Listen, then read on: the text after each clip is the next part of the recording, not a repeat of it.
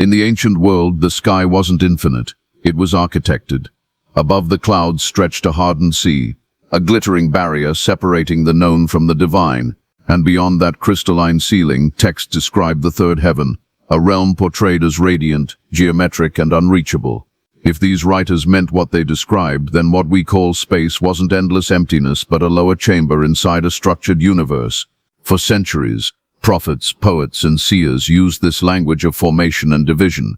They spoke of the firmament, a transparent divide like crystal, holding back upper waters. Beyond it, visions present God's dimensional throne, a symbolic center of authority and perception. Modern astronomy expands outward, ancient cosmology ascends upward. One sees infinite horizontals, the other perceives ordered verticals. So what did those early audiences actually imagine? Was heaven physical, symbolic, or both? If we hear Genesis as its first audience did, it becomes an act of spatial design. Heaven turns into an interval of structure. Distance is measured in holiness, not miles. Even Paul's phrase about ascent to the third heaven mirrors that dimensional layering. Light, dome, and throne imagery sound like architectural blueprints written in metaphor. Revisiting that worldview forces readers to think spatially again, not to prove it literal, but to understand how it organized thought, worship, and meaning. The ancient Hebrews pictured existence as a temple rising through levels of sanctity. Earth served as the outer court, human life unfolding beneath the canopy. The firmament formed the great ceiling, hammered, curved, and radiant with divine craftsmanship. Beyond that surface began the celestial sanctuary, where order itself was considered alive. Texts from Ugarit, Egypt, and Babylonia describe similar vaults, yet the Hebrew writings emphasize moral geometry. Boundaries were ethical as well as spatial. The structure of the universe mirrored the structure of covenant. Every partition represented purpose. Even linguistic clues show design consciousness. Words for creation overlap with building verbs, measuring, fastening, sealing. In this sense, describing heaven's layers also describe divine discipline, a cosmos behaving like a temple whose dimensions follow sacred ratio.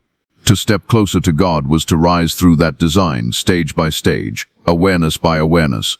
Prophetic descriptions reinforce physical imagery blended with awe.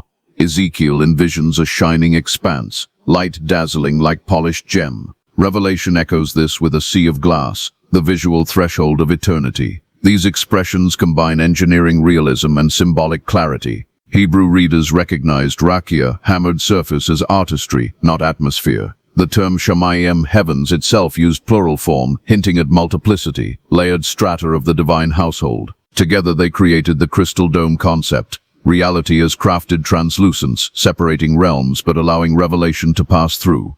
Babylonian accounts describe cosmic ceilings resting on corner mountains. Egyptian hymns praise Nut's arching body shielding earth. Such images communicated stability, orientation, and divine order. Israel's version simplified the pantheon into one architect whose presence filled every chamber. For ancient theologians, cosmology was architecture, and architecture was theology.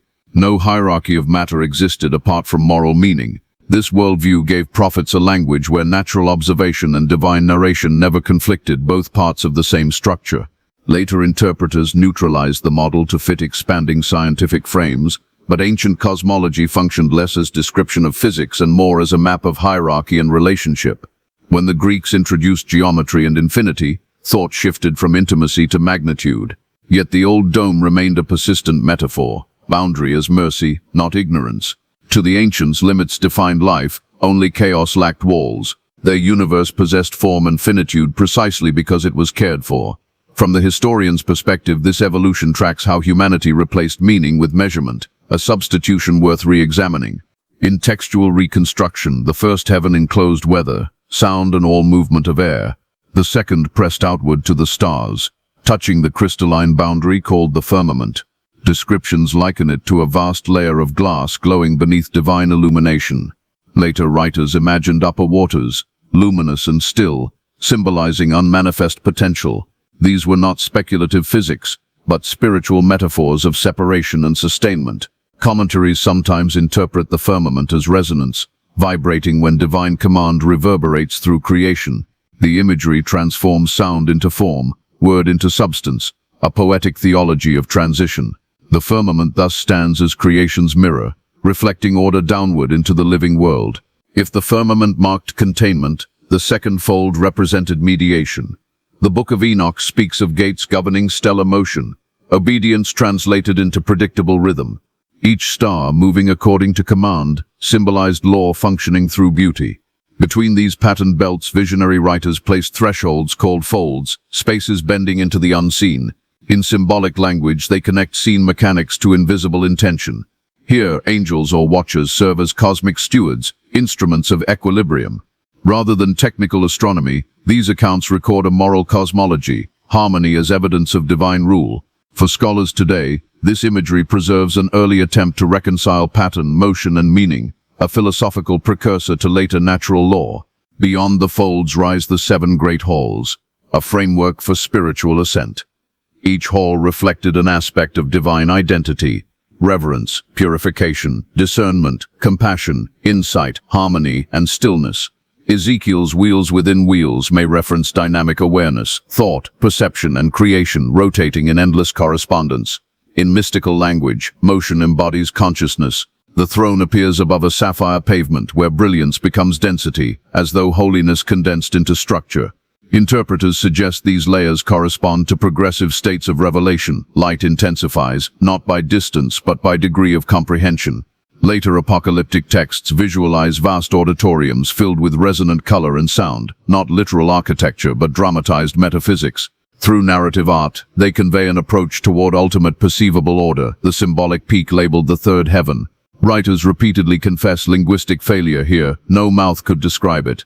That humility anchors the model's purpose, to show limitation, not domination, of human language before transcendence. Some later rabbinic commentaries even suggested these heavens represent consciousness steps in humanity's moral ascent. Others treated them as metaphors for divine administration, each hall the resonance chamber of a particular attribute of justice and mercy. Such diversity of interpretation reveals that ancient cosmology remained fluid, a concept continually re-examined, not dogma frozen in stone. At the boundary between the visible and divine, experience collapses. Prophets describe sound converting to light, meaning to direct awareness. Scholars interpret this as literary portrayal of perceptual overload, the soul's inability to categorize what lies beyond. Paul's ascent narrative functions similarly, not a journey through altitude, but an immersion into inexpressible clarity.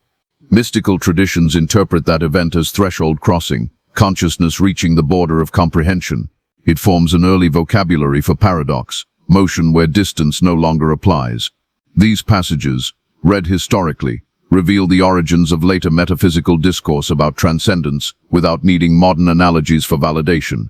Studying these structures today offers perspective, not proof. They remind interpreters that knowledge once grew from reverence before complexity, not conquest of it. The third heaven blueprint illustrates human intellect poised between observation and awe. Contemporary interest in multiple dimensions or holographic models echoes this older curiosity, a desire to locate meaning within pattern.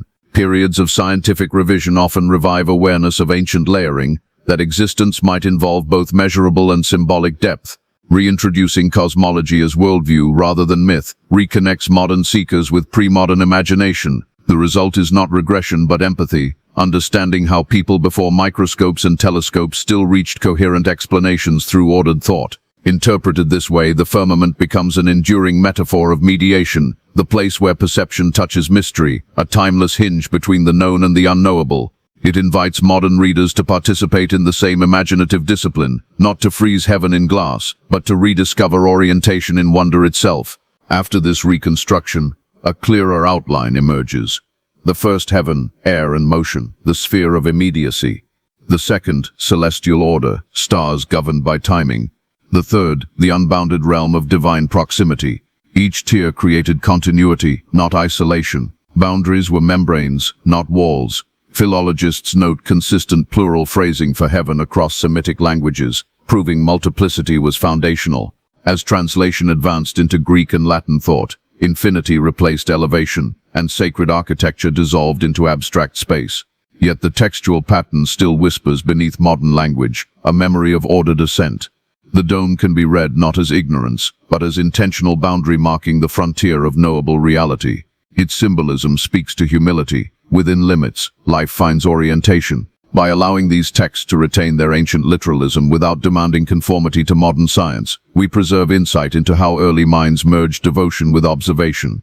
The cosmos for them was a temple of meaning, every star a statute of obedience, every boundary a hymn in structure. Their universe remained alive with purpose, the heavens a cathedral ceiling painted by comprehension and restraint. If that was the world Genesis presented, what transformations followed once Greek geometry met Hebrew architecture? How did ideas of eternity modify the vertical cosmos into infinite expanse? And which theological debates preserved remnants of the firmament as spiritual metaphor? The next stage of this investigation traces that transformation from the layered heavens of antiquity to the limitless cosmos of classical philosophy and early science, a journey through the history of imagination itself. Ancient cosmology reveals that people once experienced the sky not as distance but as design. Studying their imagery renews respect for the fusion of art, theology, and observation. Across time, humanity reconstructed the same question in new languages. What holds the world together? Across history, our picture of the universe has changed, and we are following that transformation step by step. Subscribe to continue exploring how humanity built the heavens in imagination and meaning, from the hammered firmament to the infinite beyond.